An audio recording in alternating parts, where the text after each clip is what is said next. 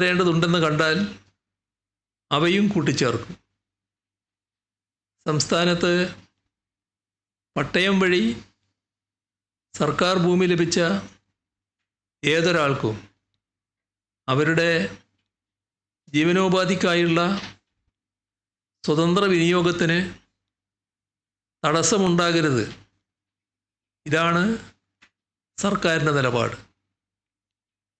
താമസത്തിനായുള്ള വീട് നിർമ്മാണത്തിന് നൽകിയ ഭൂമി മറ്റാവശ്യത്തിന് വിനിയോഗിച്ചുവെങ്കിൽ മാത്രമേ ക്രമീകരണം ആവശ്യമായിട്ടുള്ളൂ.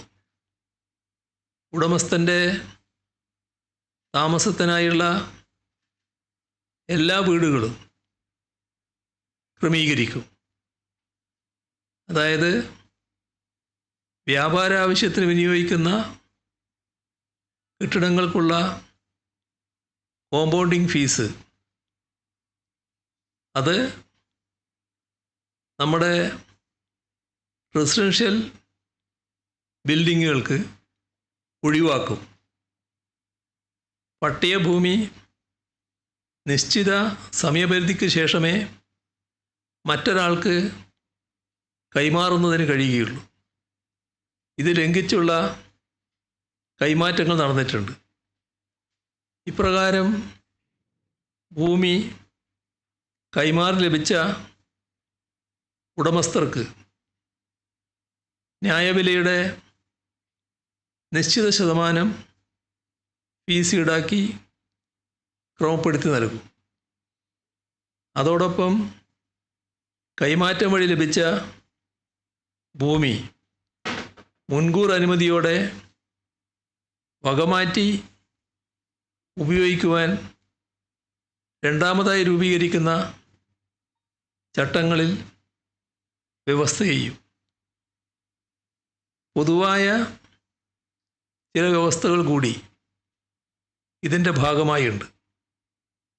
ഈ ചട്ടമനുസരിച്ച് പതിവുകാരൻ, അതായത് ഉടമസ്ഥൻ എന്നത് ഭൂമി പതിച്ചു കിട്ടിയ വ്യക്തിയും അനന്തരാവകാശിയും പിന്തുടർച്ചാവകാശിയും ഭൂമി പതിവ് വ്യവസ്ഥകൾ ലംഘിച്ച ശേഷമുള്ള കൈമാറി ലഭിച്ച ഉദ്യോഗസ്ഥനും ഉൾപ്പെടുന്നു, ഉടമസ്ഥനും ഉൾപ്പെടുന്നു. ഭൂമി പതിവ് വ്യവസ്ഥകൾ ലംഘിച്ചതിന് ശേഷമുള്ള കൈമാറി ലഭിച്ച ഉടമസ്ഥനും ഇതിൽ ഉൾപ്പെടുന്നുണ്ട്. ഇക്കാരണത്താൽ നിലവിലുള്ള ഉടമസ്ഥന് തൻ്റെ ഉടമസ്ഥാവകാശം സ്ഥാപിക്കുന്നതിനുള്ള രേഖകൾ മാത്രം സമർപ്പിച്ചാൽ മതിയാവും. രണ്ടാമത്തത്, അപേക്ഷകൾ കൈകാര്യം ചെയ്യുന്നതിന് ഒരു ഓൺലൈൻ പോർട്ടൽ ഏർപ്പെടുത്തും. അപേക്ഷ സമർപ്പിക്കുവാനും അതിലെ തുടർ നടപടികൾ നിരീക്ഷിക്കുവാനും നടപടി സ്വീകരിക്കും. മൂന്നാമത്തത്, വകമാറ്റിയുള്ള വിനിയോഗം ക്രമീകരിക്കുന്നതിനുള്ള അപേക്ഷ സമർപ്പിക്കാൻ 1 വർഷം വരെ സമയം അനുവദിക്കും. ആവശ്യമെങ്കിൽ കാലാവധി നീട്ടി നൽകുകയും ചെയ്യും. ഇക്കാരണത്താൽ അപേക്ഷകൾ സമർപ്പിക്കുന്നതിന് സാവകാശവും ലഭിക്കും.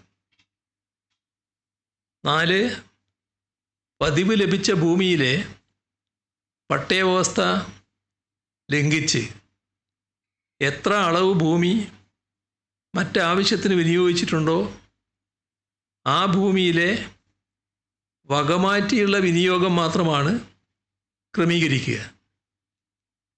ബാക്കിയുള്ള ഭൂമി നേരത്തെയുള്ള പട്ടയവ്യവസ്ഥക്ക് വിധേയമായിരിക്കും. ഇവിടെ മറ്റാവശ്യങ്ങൾ നിർവഹിക്കുന്നതിന് പ്രത്യേക അനുമതി തേടേണ്ടതാണ്. അതായത് ക്രമവിരുദ്ധമായ പ്രവർത്തനങ്ങളൊന്നും തന്നെ പിന്നീട് അനുവദിക്കുകയില്ല. 5, ഒരു പ്രത്യേക ആവശ്യത്തിനായി അനുവദിച്ച പട്ടയഭൂമിയിൽ നിർമ്മിച്ച വീടുകൾക്ക് ക്രമീകരണം ആവശ്യമെങ്കിൽ നിർമ്മിതിയുടെ വലിപ്പം നോക്കാതെ ക്രമവൽക്കരിച്ച് നൽകും. അപേക്ഷയോടൊപ്പമുള്ള ചെറിയ ഫീസ് മാത്രം നൽകിയാൽ മതി. കോമ്പൗണ്ടിംഗ് ഫീസ് പൂർണ്ണമായും ഒഴിവാക്കും. ഉടമ സമർപ്പിക്കുന്ന സത്യവാങ്മൂലം അടിസ്ഥാനമാക്കിയാകും നടപടി. 6. സമാനമായി പതിവ് ഭൂമിയിലെ സർക്കാർ കെട്ടിടങ്ങൾ, പൊതുസ്ഥലങ്ങൾ, ജീവനോപാധിക്കുള്ള 3000 സ്ക്വയർ ഫീറ്റ് വരെയുള്ള വാണിജ്യ കെട്ടിടങ്ങൾ, ഇതെല്ലാം കോമ്പൗണ്ടിംഗ് ഫീസ് ഈടാക്കാതെ ക്രമവൽക്കരിക്കും. അപേക്ഷ ലഭിച്ച് 90 ദിവസത്തിനകം ബന്ധപ്പെട്ടവർ തീരുമാനമെടുക്കണം. അങ്ങനെ തീരുമാനമെടുത്തില്ലെങ്കിൽ ഡീംഡ് പെർമിഷൻ ആയി കണക്കാക്കിയുള്ള ഉത്തരവ് ലഭിക്കും. ഇതിന് ഓൺലൈൻ സംവിധാനത്തിലൂടെ സർട്ടിഫിക്കറ്റ് നൽകും.